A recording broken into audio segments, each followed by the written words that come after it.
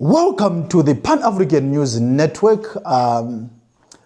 Limkani Mate speaking with our guest, Dr. Arikana Chihombori-Quao, Mama Africa. I think you all know her. Today our topic is we want to talk about the African Continental Free Trade Area. She has worked for the AU. She was the ambassador to the United States. She has a lot of information that we do not have, and we want her to tell us what is the African Continental Free Trade Area and how does it benefit our Africa. Welcome to the show, Mama Africa. Thank you, Doc, for having me. Yeah. And it's a very important topic Yes. that we are discussing today. Let me start by taking you back to 1963, when our Pan-African fathers met in Addis Ababa, Ethiopia, at the invitation of Emperor Haile Selassie, to discuss the issue of an Africa that was united, an Africa that spoke with one voice, one heart, one mind. They went to Addis Ababa, Ethiopia, unfortunately divided into two groups. One group was the Casablanca group, which was Ghana, Guinea, Mali, Morocco, Algeria, Egypt, and Tunisia. The rest, 24 of them, were the Monrovia group. Okay. The Casablanca group was saying Africa for the Africans and African Union now. Yeah. The Monrovia group were like, let's kind of go slow. They had tested the power. And they wanted to take it easy before we jump into this Pan-African thing, United Africa. Yeah. One of the things they had discussed was one customs union, single currency, single monetary policy, single stock exchange, single military. Year in, year out, the issue of an Africa that spoke with one voice was tabled, and year in, year out, they failed to get consensus. 63 years later, we're still struggling with the creation of an Africa that speaks with one voice. One item that was on the agenda back in 1963 was the creation of a single customs union. So now when we talk about the AFCFTA, it is singularly the one accomplishment that we can say the wishes of the Pan-African fathers who met in 1963 in Addis Ababa, Ethiopia, one item has been accomplished. Now, it has been approved in many countries. Most African countries now have ratified it. They have signed? Most African parliaments, yes. Okay. And now the headquarters is now based in Ghana, and the process of implementation is beginning to take place. There are challenges, of course, that's to be expected. When was it signed? When was it started? Well, it was, I'm not sure exactly when it was launched, but the different parliaments have been ratifying this for past, as early as they started when I was still in the African Union. So you're going to say at least 7-8 years. Different countries have been ratifying. So most have ratified. And it was now launched, I think it was launched maybe 4 years, maybe, with the opening of the headquarters in Ghana. And so they're moving. But they could move a lot faster if certain non-tariff barriers would be addressed. They've addressed the issue of tariffs. They've identified certain goods, over 90%, that are going to be tariff-free. They can crisscross around the continent, and they've left another 10% because those are kind of touchy ones. I think which are those goods? Like minerals and things like that. Because there are some countries that feel that, and oil, they feel that their revenue is much larger in those areas. So they've decided rather than not move forward because of these roadblocks, they've decided to isolate certain goods, leave them alone, because those ones will be contested by some countries. But the majority, they said, let's allow them to go. So the elimination of tariffs, that's actually a very big one. They've also started another one, the Pan-African Payment System, which is really very good because the issue of exchange rates. So now I understand Afreximbank is the one that's handling the exchange control. So if you are in Nigeria, you want to buy something from Zimbabwe, you pay for it in Naira, but Zimbabwe gets its Zimbabwe. And vice versa, if you're in Zimbabwe and you want to buy something in Kenya, now Zimbabwe right now, you can still use the US dollar. So let's use a country like Malawi with your kwacha, and you want to buy something in Kenya, you can still pay in your kwacha, and the people in Kenya, they get their money in Kenyan their own shillings. currency. Yeah. So the payment system is another really It's a good tough. one. And of course, identification of the non-tariff barriers, which is really a big thing, and a serious challenge to the success of the implementation. So you're looking at issues of border control, passports, the issue of visas, the issue of just currency, besides regular trade if you're trading, but if you're crossing the border as an individual, you have to change your money to use that local currency. That local of that country. Exactly. And so if you could look at a situation where we have single currency, that would be huge. When you can just have one African currency that you can use throughout the continent. We can eliminate visas and have the African passport to really launch it. So everybody has an African passport. But this is just still a plan. It's not yet implemented because the implementation is not supposed to be a plan until 2050. No, they're actually implementing some of the things. Like, for example, they have pilot countries that are piloting some of these things. So, for example, if you look at non-tariff barriers, they're piloting it in certain countries. Like, right off the hand, I can't tell you how many, which those countries are. But there are certain pilots that are being done, even the payment system. So they're already implementing. Now, remember, trying to unite the continent is a juggernaut. When you look at European Union, when they were trying to come up with the euro, one of the biggest challenges, there was a serious challenge when they were trying to unite and create the European Union was the currency. Okay. Because you're now trying to unite, I think in their case, 27 different currencies. In Africa, we have a lot more currencies than that.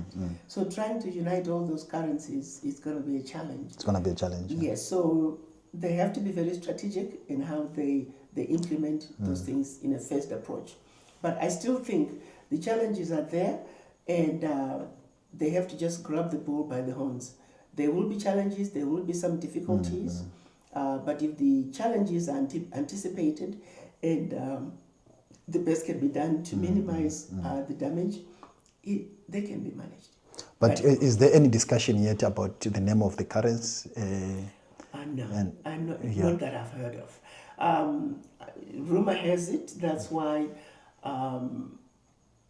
Libya, Gaddafi was killed because he was moving fast in creating a single African currency. That is definitely needed. It's not going to be easy to get it done, but it can be done. What would be interesting is if we could start with regional currencies and regional federations. So each federation, which is each region, could have its own currency. Get that settled, stabilized, functioning well before you finally come up with the super currency. That would be that will be a long way to go. That will be a long way to go. So, but it doesn't have to, because to be honest with you, this is what I tell people: where there's a will, there's a way. You take, for example, after the Second World War, Europe had devastated itself. What did they do? They wanted to figure out a way of stealing from other countries to rebuild Europe. And so they met in 3 weeks. They established World Health Organization, World Bank and IMF. And their sole purpose was to steal from developing nations in order to rebuild Europe. Europe was rebuilt by Africa. World Trade Organization was also created. But the so-called free trade, Africa is not yet. I need you to understand. Okay. So 3 weeks to create this international organization, WTO, World Health, IMF. IMF and World Bank. Okay. It took 1 month to create the United Nations. Boom, done. Okay. Are you with me? Yes. When there's a will, there's a way. It can be done.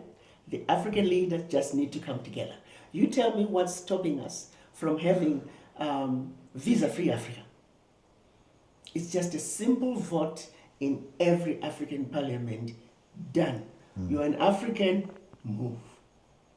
That's all that's okay, needed. it's fine. Now, It's wait a okay. minute. Now, No, don't okay, cut me. okay. Where is that will? What is stopping us? Zero.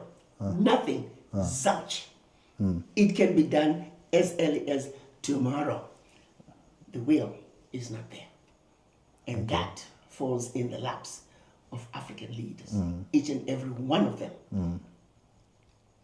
This must be addressed. And we have no one to blame. We must first address the 2050 thing, because if they are going to put it far as 2050 there, they have to sit down. It's something that they have to sit down and decide. Let me say. You said Europe took it 3. I mean, you said 3 weeks.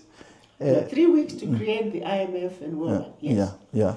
So why is Africa taking that longer? No. You're misunderstanding. Some of the people who are in the board are going to die before they implement. Then the new guys come with a different mind.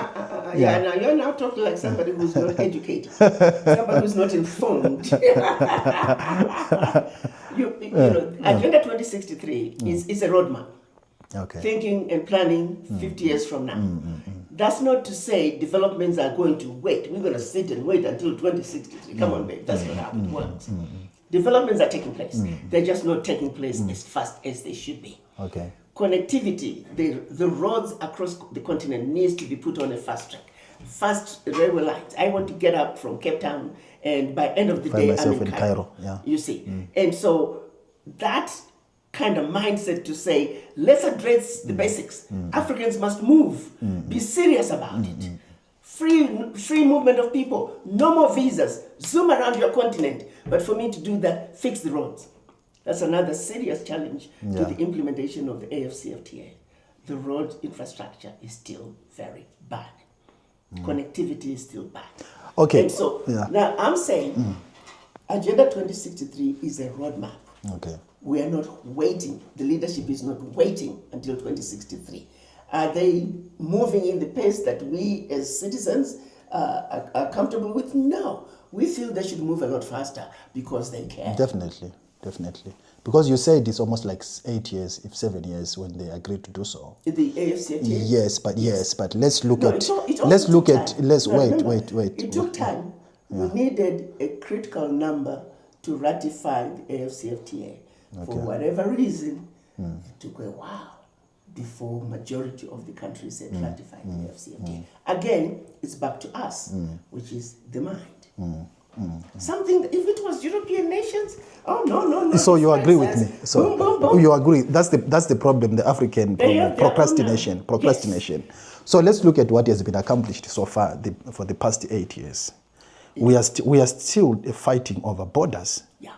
We are so far. It's only Botswana, which I heard that in Namibia, that there's now free movement between Botswana and Namibia. So let's look at a region regionally. Let's look at the SADC, ECOWAS. Let's look at the eastern side of Africa and the northern. Are there any developments in their regional relationship in terms of movement, free visa? Which countries are allowing free movement?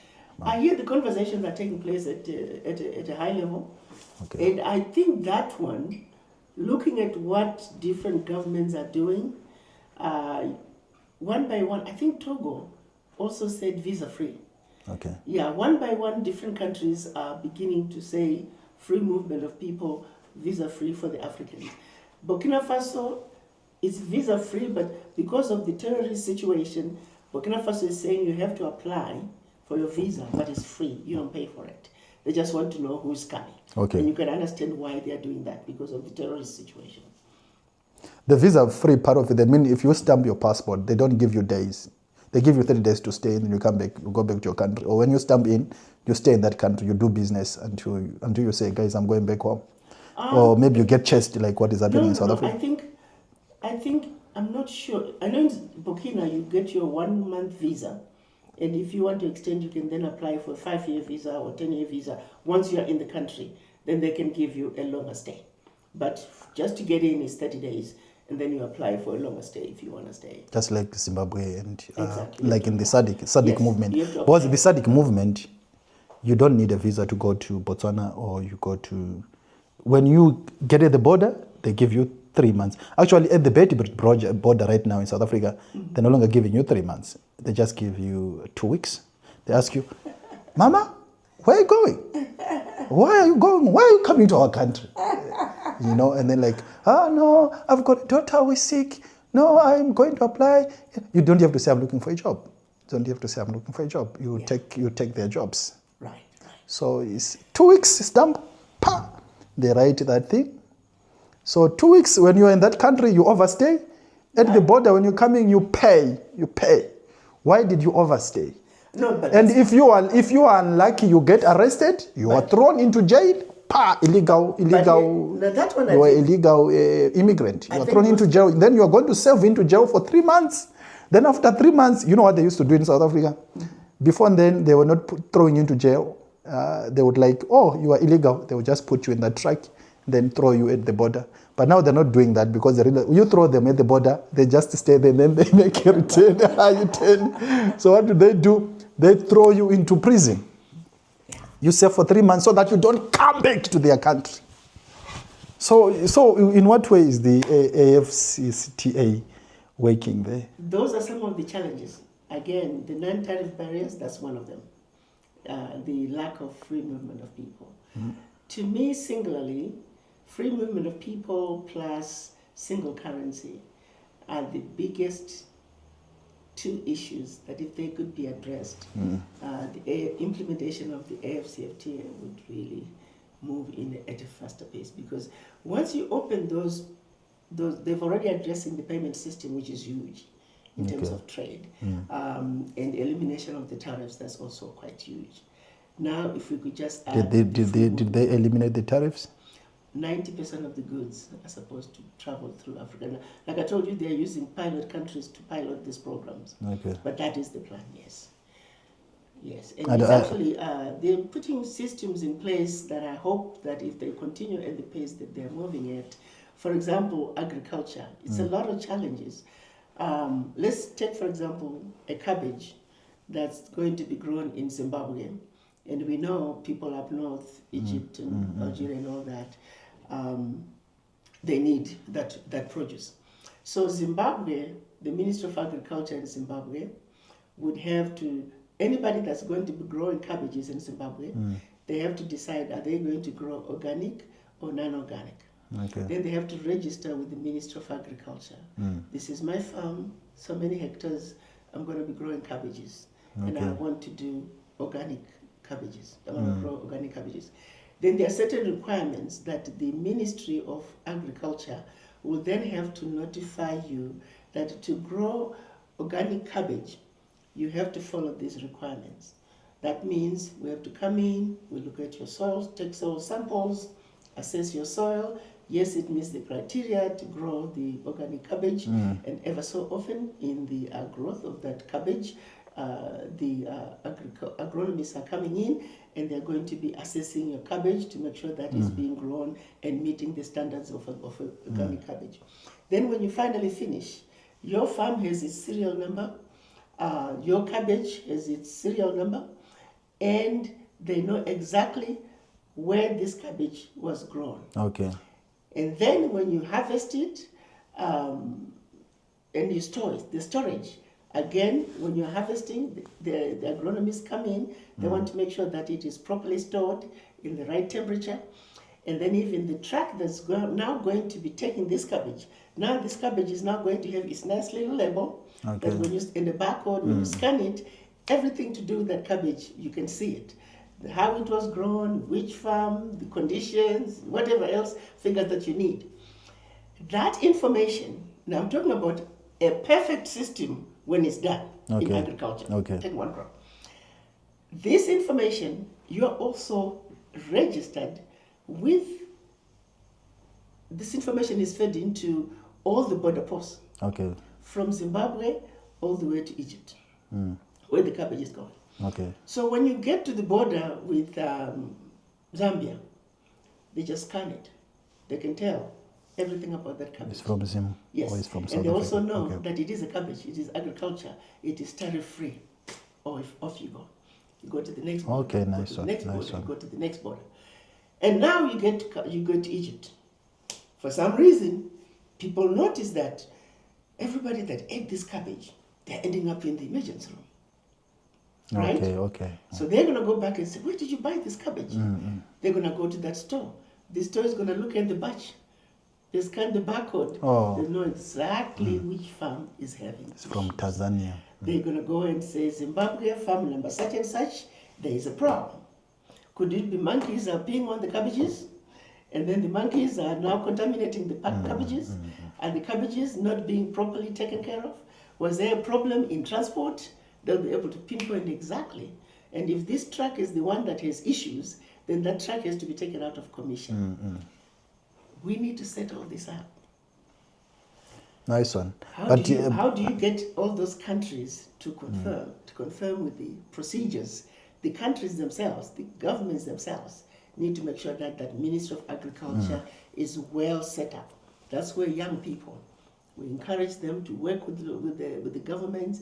You're all good at your IT. You can really do all these softwares and create help the government be ready to really benefit and participate in the implementation of the AFCFTA.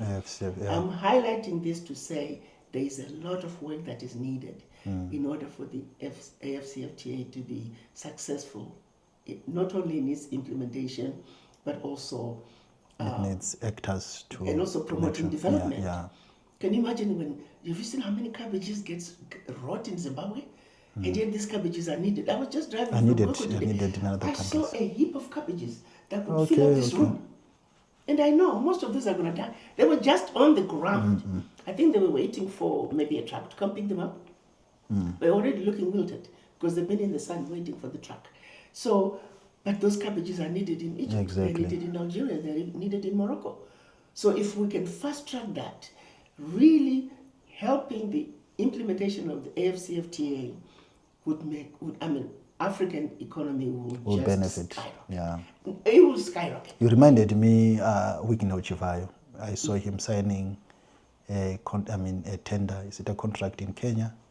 I saw him recently now in Swaziland with King Mswati.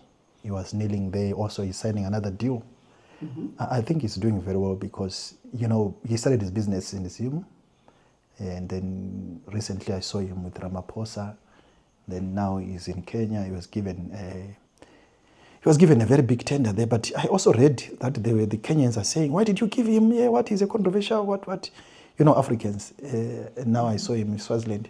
So, that thing that how do you feel if this is your country, you're not doing well, and then here comes Dr. Arikana Chihombori in your country, signs a big deal, Then Africans just start, why are you giving him such a tender? Well, the question is, were the locals who applied for that tender, were the locals who could afford that tender?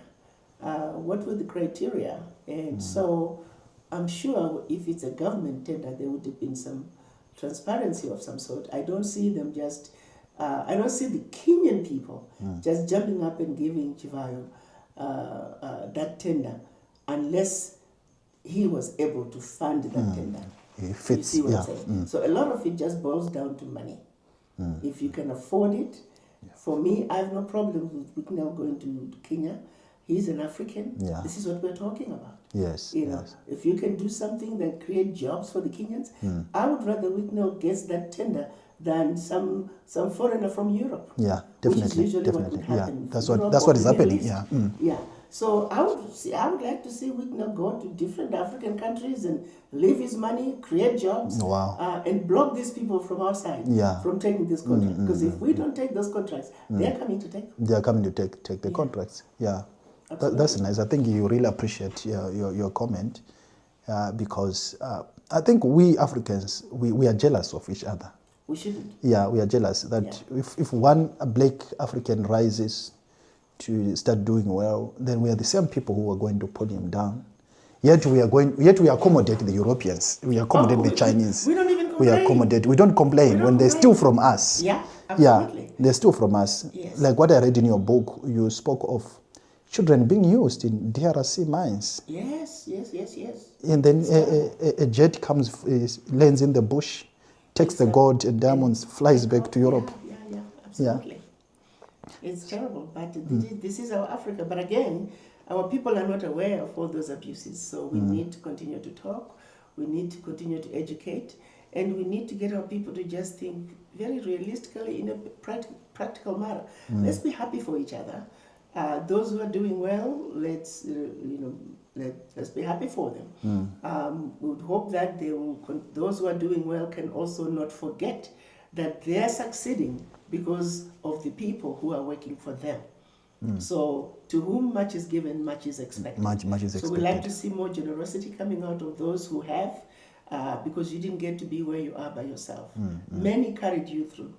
Did not, no one succeeds on their own. So to be able to look back and appreciate those who took you where you are now is very important. But sometimes we forget. Now for Wicknell, I would say, maybe he needs to cut down on giving cars to people who can afford to buy their own cars.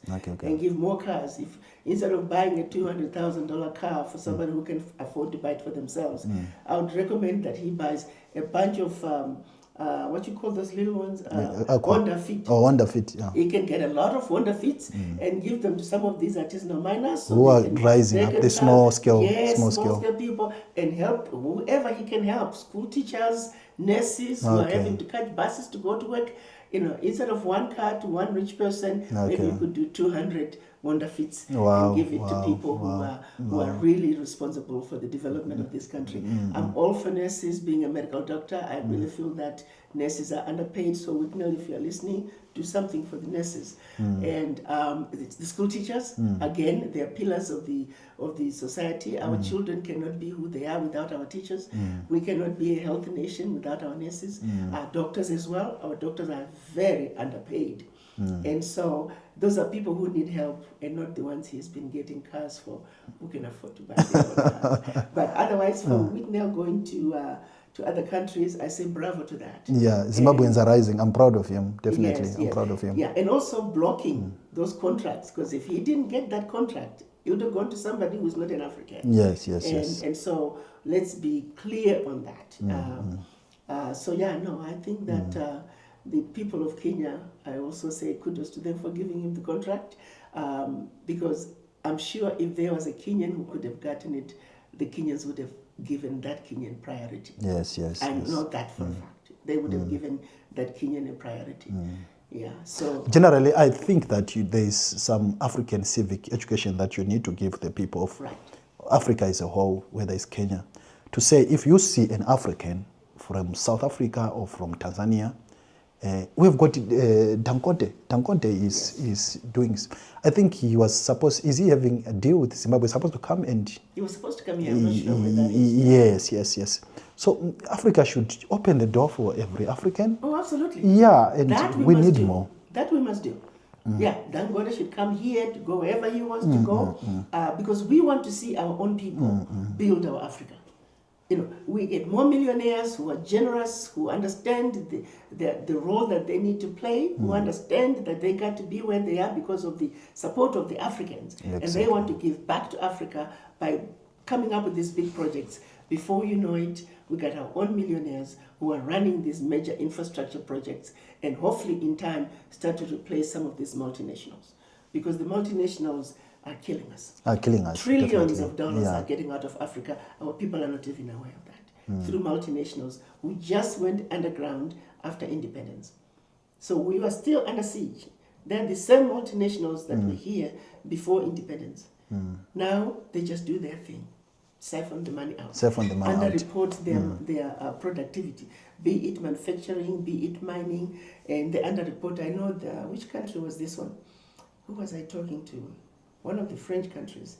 He was saying, as far as mines are concerned, there are certain, you can go up to a certain point. Past a certain point, only white people are allowed. No black people, not even government officials, because they don't want you to see what the real productivity is. There is some serious underreporting of mining, for example, of the productivity by multinationals. And so they severely underreport. And so what gets paid to the government is just peanuts compared to what they actually are getting out. So yeah, so I am all for seeing our own Africans of means trying to take over some of And those, create more jobs for Africans. create more jobs for the Africans, Yeah, absolutely. deal with poverty so that maybe if they are going to create more jobs, this thing of saying get out from our country is going to end, and then Exactly. yes. Yeah, it's really, this is a poverty thing. Let me tell you what other African countries should do to make sure they can address the South African situation. Okay. The ones who are being kicked out of South Africa, they're just victims. They're victims in South Africa, they're victims in their own countries. They're just poor people who are just trying to migrate, hoping that if I go somewhere else, maybe I'll make it. Maybe I'll my feed life my will family. be a little bit different.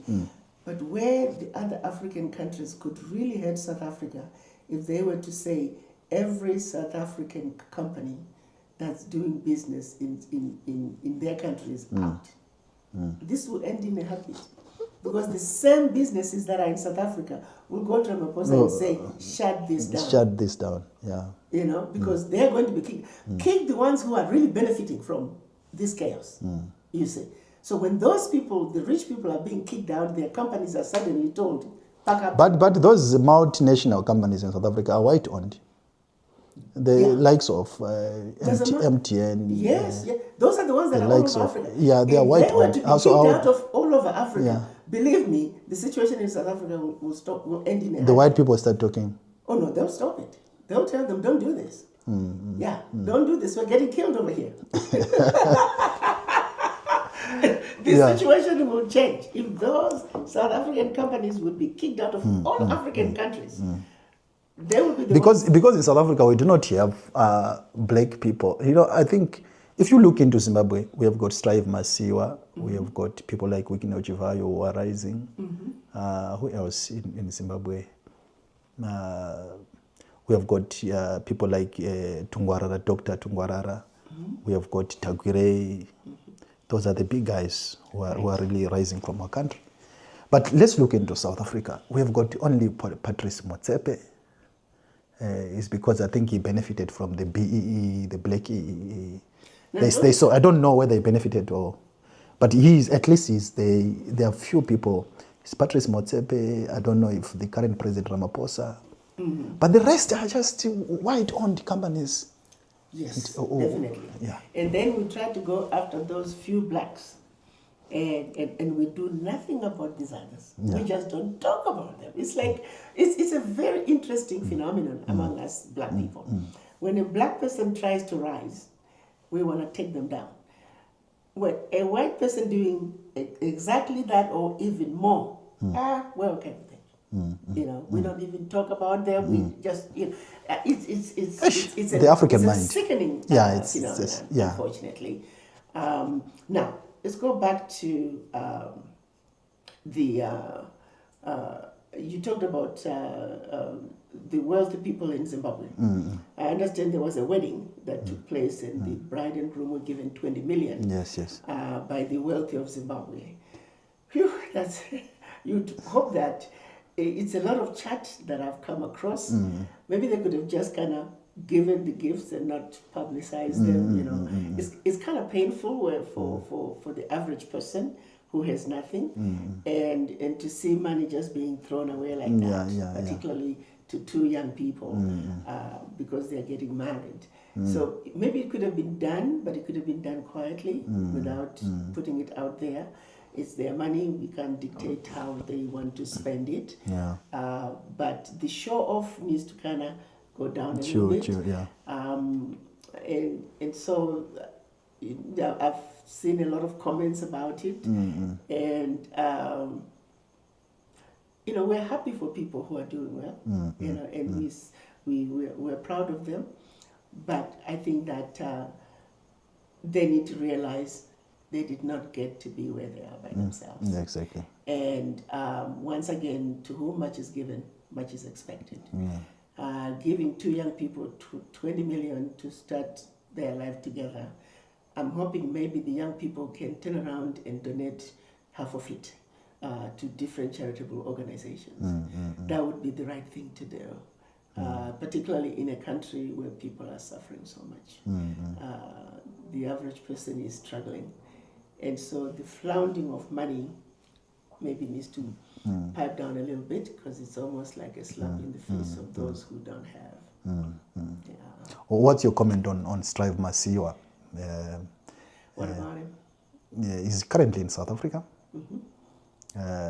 Don't you wish that he should come back home? And why is he in South Africa and not coming back home? Again, these are individual decisions. Yeah. And sometimes we try to spend time and energies over non-issues. Strive is in South Africa because he wants to be in South Africa. He has his own reasons, family, whatever reason. Again, I'm all for a free Africa. He's in Africa, that's good enough for me. He could be in Europe, he could be somewhere else, spending his money, but he's in Africa. And so he's in South Africa because that's where he wants to be. Africa is ours. We should be free to live wherever we want to live in Africa. So I think Strive being in South Africa is a non-issue. He's where he wants to be. Interesting. Alone. Yeah. So no, that's nice that we are looking at this free movement, and one can choose to stay where he wants to stay and choose where he wants to do business. Yeah.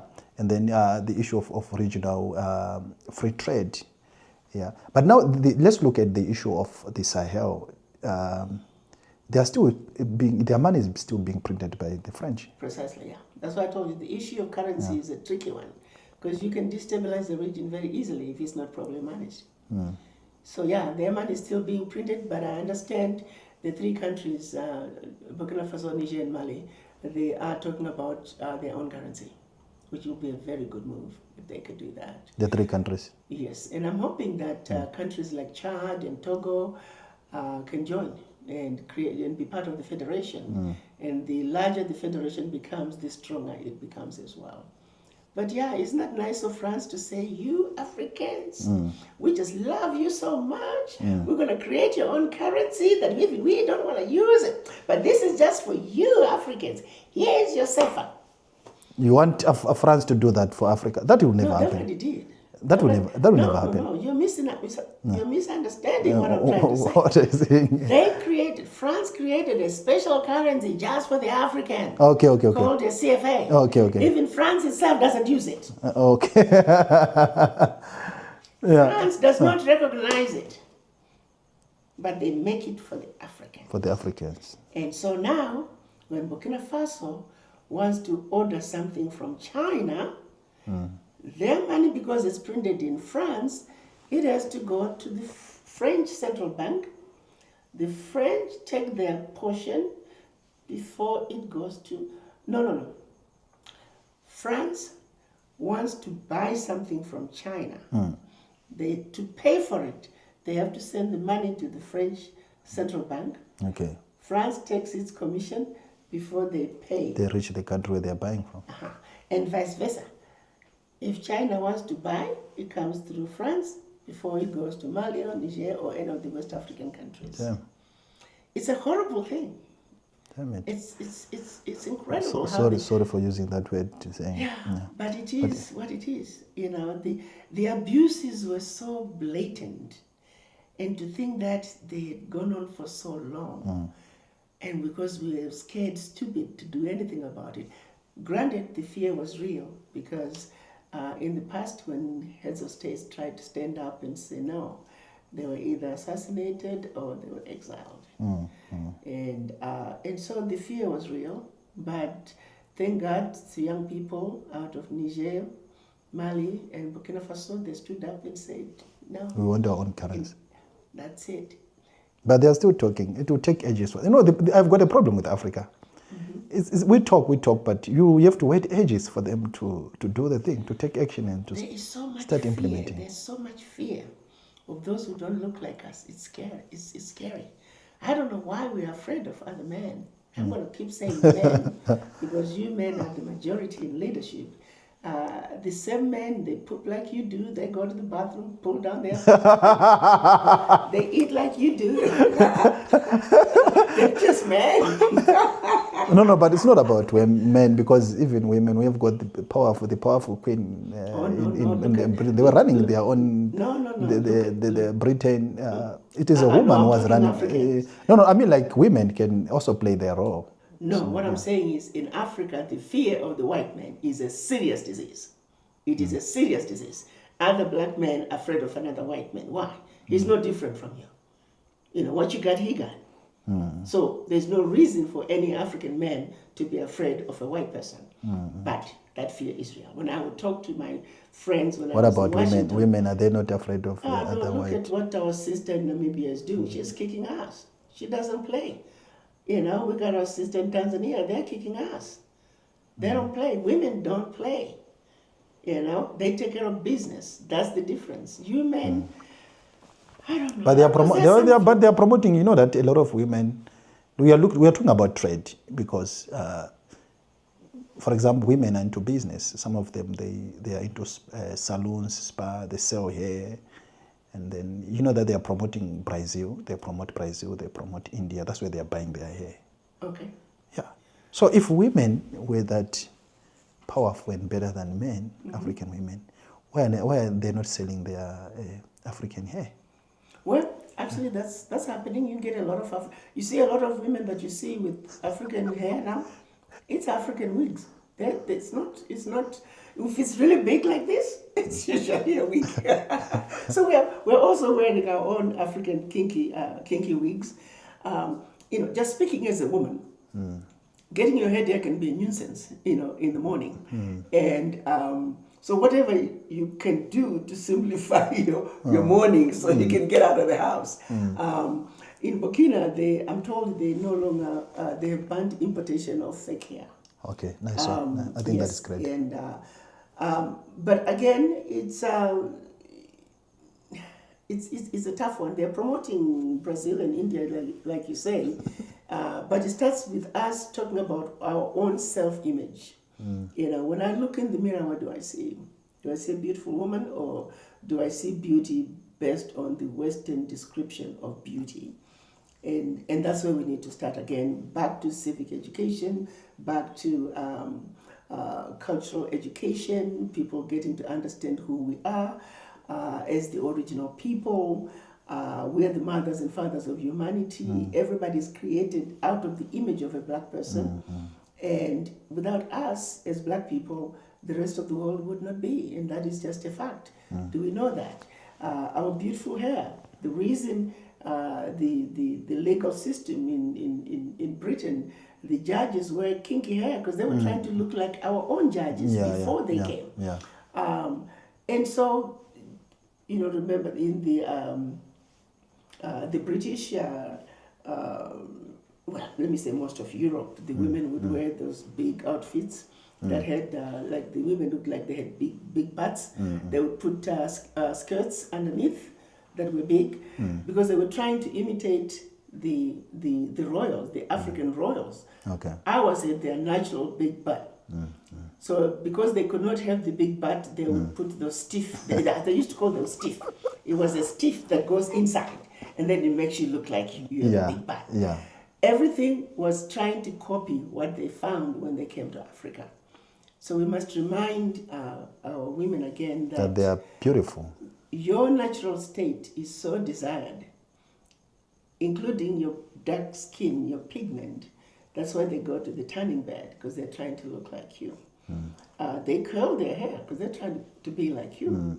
Now, of course, some of them are straightening it up, but a lot of the attributes that we have as black women, they're so desired. Look at our lips. You know, the women are puffing up their lips because they want to have the thick lips like we do. And so look at all those attributes that come natural to us. Others are paying to get them. They're paying to get boobs. They're paying to get butts. And we take all those things for granted. So somewhere as parents, and especially us as mothers, when we're talking to the girl child, to empower that girl child to understand that, baby, you are the most beautiful creature the good Lord has ever created. Because it is through you that the rest of the world are created. So you are the personification of what humanity is all about. So the world is looking to your beauty. Exactly. And what about dressing? What can you tell the African women in terms of they want to dress like the Westerners? They want I think you're only talking about those in Southern Africa and East Africa, but in West Africa, women they just love to wear their traditional wear. Okay. Look at the Nigerian woman, the Ghanaian woman. You go to Burkina Faso, the Burkinabe women. You know, they're proud of their culture. So I think we have work to do down south, because every time I've gone to Burkina Faso, I've never seen a Burkinabe man wearing a suit and a tie. No, they wear their cultural outfits. So I think it's a phenomenon in Southern Africa because of, I would say, former British colonies. It's a serious phenomenon. Yeah, we're just more. We want to become like the British. We're more British than the British. Yeah. We're more British than the British. And a lot of them want to be yellow bones. They want to be white. You know, some of them they go paint their. No, here's not as bad. They paint their skin. That one is a serious problem in Nigeria. Okay. There are some have been taking tablets for the whole body to turn light skin. Jesus Christ. Yes. So between the creams and the pills, Nigeria is a serious issue. And then they need to understand that those are carcinogens. And down the line, people are going to end up with all kinds of cancers that they may never quite relate to what they did to themselves when they were younger. And so, definitely. The denial of who we are, because we were taught that how we look is ugly and how others look is their definition of beauty. We must denounce that and accept our own beauty as the original beauty. Appreciate our own beauty. Yes, and to be very honest, and of course this is genetics 101, any human being besides a black person is a mutation. Any human being besides a black person is a mutation of the original. That is why black people are the only species with the dominant gene, the human species with the dominant gene. And so isn't that a reason to stand on top of the tallest mountain and proclaim who you are? The proud, the beautiful, the intelligent, sophisticated, highly adaptable, and totally indestructible African. So encourage them to buy African, encourage them to do African hair, buy from Africa, promote trade, not only to blame their African men. Yeah, I think that would be progressive. We're not blaming the African man. Come on now, how can we blame you? We make babies with you, we sleep with you, we cook for you, we take care of you. I mean, we want to kill you sometimes. We want to strangle you to before you pass out. Yes. We let go. But we still love our African men, and we know that we can't move forward without them. Yes. What we want to remind our African men is that we are walking side by side. I'm not in front of you, you are not in front of me, I'm not behind you, you're not behind me. We're walking side by side. Nice one. So last but not least, Doc, you know that our country, Zimbabwe, is using the US dollar, and you have been complaining much about the currency, because if a buyer is buying something from Zim using a US dollar, the transaction goes where? It goes to America, then comes to Zimbabwe, just like what the French are doing with their CFA. Well, I think Zimbabwe has established its own currency, the ZiG. I'm not sure why there's resistance within the country to use the ZiG. If people would just understand that if the country could completely embrace the ZiG, cost of living in terms of particularly food items and things would go down. Because you'll be buying with your own local currency. What's more important is that Zimbabwe, also being a country that is now having a currency that actually backed by gold, that is huge. That is huge. It's real money. People don't realize the US dollar, it's a promise. Believe me, I'll pay you. but there's no gold behind it. Zimbabwe, there is actual gold that is backing that ZiG. And so I'm not sure whether it's just lack of Trust. explanation and also appreciation that, well, the more we use the ZiG, the cheaper the cost of living is going to be. Maybe there will be more buy-in from the people. Yes, so what's needed is the buy-in. What may need to happen is the finance minister or Reserve Bank manager, they just need to bite the bullet and say, this is the currency of the country. Take it or leave it. There will be some destabilization for a while, but eventually it'll level off and we move forward. So there will be some pain, but we have to be prepared. Do you remember the trauma of the Gono situation? No, that was a totally different. No, that was a totally different situation. That was right at the peak of the sanctions. The country was in trouble. I mean, you are talking serious concerted efforts by many governments through their embassies to destabilize the country. There was an effort, actually. I actually had spent some time with Gono. Again, we're from the same area with Sachanga. Yes. Yeah. So Ranzansi, we were talking, and he says they had actually paid vendors 3 months of safe oil, just so you don't say oil into Zimbabwe. They targeted major food items in particular to say, we'll pay you for 3 months. Just don't bring any. Yeah, so they had calculated that in 3 months, Zimbabwe will be finished. But no, they played games too, you know. And Zimbabwe was down 2008. It was terrible. Of Zimbabwe 2008. But I must tell you, vakasangana nana Tsuro Magenga, between Mugabe and Gono, vakatamba zimwe tsoro dzakaoma. Yeah, they really played games during that 3 months.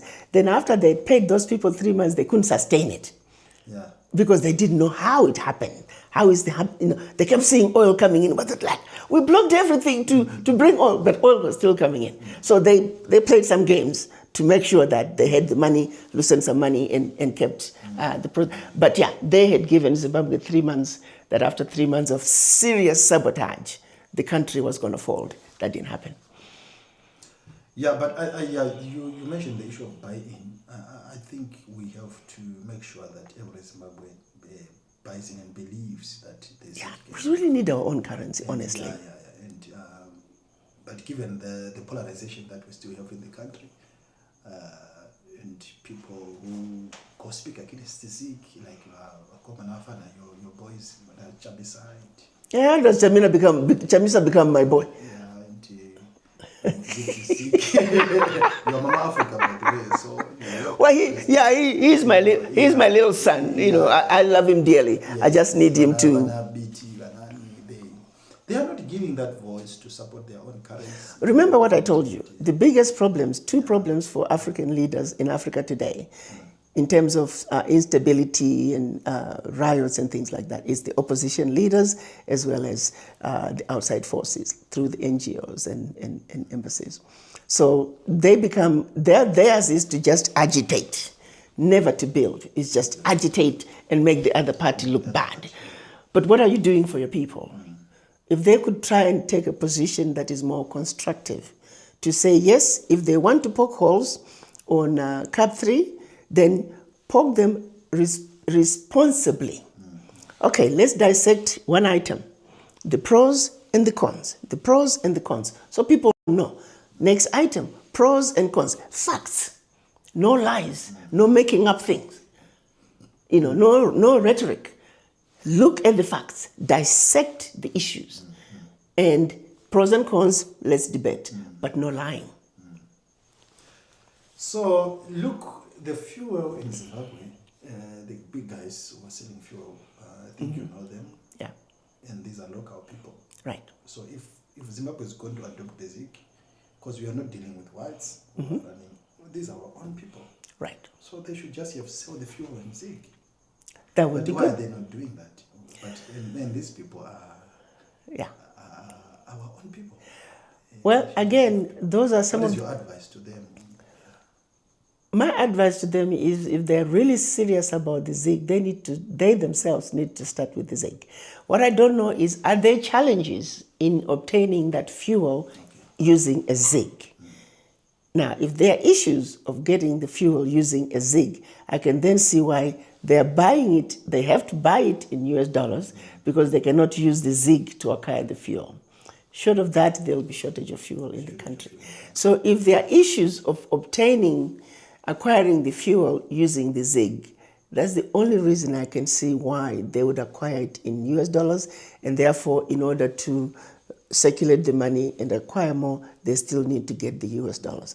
So it's a catch-22, and of course, short of me understanding the technicalities of what all is involved as to why they are not buying the fuel, they're not selling the fuel in ZiG, the only reason I can only think of is that they're acquired and they can only acquire the fuel in US dollars. Otherwise, if that is not the case, the easiest thing would be to say we buy the fuel in ZiGs. But after they buy it in US dollars, it's kind of hard to sell it in US dollars and still circulate the money back in order to keep the fuel flowing. I don't know what the ramifications are. I don't know what the issues, challenges they're facing in terms of acquiring the fuel. But I would say, if the issue of acquiring the fuel in ZiGs would be eliminated. Now, here is where something very interesting could take place. Dangote is increasing productivity. Okay. Could it possible that Zimbabwe can now start buying its fuel from Dangote? But it won't work, because fuel is one of those 10% that was left out of the AFCFTA. Okay. I was going to say, yes, you can then buy it using the ZiG. Yeah. You see, maybe but it could still be done. There must be a communication between Dangote. You see what I'm saying? Yeah. So if Dangote can say, I will still sell the fuel, and Zimbabwe can pay, the exchange is done through the Afrexim Bank. So Zim can pay in ZiG, and Dangote still get his money in Naira through the AFCFTA. If that can be negotiated, and if Dangote can provide all the fuel needed out of Zimbabwe, now that would be a good place to start. Nice one. Yeah. So Dangote is processing fuel here in Africa? Yes, in Nigeria. He built the largest refinery in Africa. So proud of that man. And by the way, he has turned over his company to his 3 daughters. Wow. So beautiful. When I was reading the article, absolutely loved it. I said, this is what we're talking about. Women empowerment. What happened to the oil that was discovered in Mozambique? I think that there's still, well, I'm not sure. There was some issue, the gas pipeline, and I'm not sure what the politics is, but as usual, remember the terrorist attacks that took place it was because they had discovered oil, and all that, the killings, and the terrorist activities. It was horrible, simply because Mozambique had discovered oil. And so trying to rebuild and recover from that, those who wanted to destabilize the country and find their way to control that discovery, what they did was unforgivable. And the question is, has Mozambique recovered from it? I don't know. What are the plans after the terrorist activities? I honestly do not know. But I'm sure something is being done. I'm sure something is being done. Okay. We have oil even here in Zimbabwe. Yeah, I heard some. Yeah. The rumors happened. Where is the oil? We have oil, but it takes time. It takes time to really. I'm not sure where, but I'm sure it's somewhere along the border with Mozambique. Since they have oil in Mozambique, you'd think it's the same kind of belt area, whatever you might call it. This continent has so many riches, and if we can just come together, take the expertise from the North Africa, and bring it to the South, take the expertise agriculture-wise from Southern Africa, East Africa, take it to the North, we can be totally self-sufficient as a continent. But It is that communication. I was talking to an ambassador from one of the North African countries, and he says, Ambassador, you have no idea how much we want to trade with sub-Saharan Africa. I'm just using that terminology for purposes of discussion. You don't like it at all. Yeah, I don't believe in that. But anyway, you don't know how much we want to trade with our brothers and sisters down south. But logistics. I was talking of Egypt. They get, at that time, about 5, 6, 7 years ago, they were spending about 15 million. It was a ridiculous amount of money on wheat. Egypt buying wheat from farmers in Iowa. Are you with me? Yeah. It's Iowa or Ohio, one of the two. Okay. Egypt is buying wheat from Ohio or Iowa. And yet the wheat could be grown in Sudan. But logistics of getting it from Sudan to Egypt, logistics of getting it from Zimbabwe, right now we're growing a lot of wheat. Because the more to get it out of Africa than to get it out of the US. So logistics, that's another challenge, yeah. So that's why it becomes easier to deal with France rather than dealing with Egypt. Definitely. With UK. Because you know, North Africa alone could use the agricultural products from Southern Africa, not just Southern Africa, but sub-Saharan African countries, but the logistics of getting it done. So we can put an order, but there are no guarantees you'll get it on time. So it is what it is. That the communication that should take place, the trade that should take place. We're only sitting at about 17% of intra-Africa trade, which is shameful. Absolutely shameful. There's no reason for that. Shameful. So I want you to make a closing note, especially when you come back to the ZiG situation, because we want our fellow countrymen to trust in the ZiG. I think, from my perspective, I think that if we can start selling fuel in ZiG, the ZiG can gain trust. So, what is your advice to the fuel sellers? You gave a very interesting solution, the Dangote solution to buy. Yeah. So, if you can make a closing note, and if they can take that direction, where they can find the Dangote where they buy ZiG and sell ZiG, we can get back our currency. So well, to that, I am going to address Dangote himself. To my brother Dangote, I want to congratulate you for the wonderful work you are doing of promoting our Africa. More importantly, on building the biggest and largest oil refinery in Africa.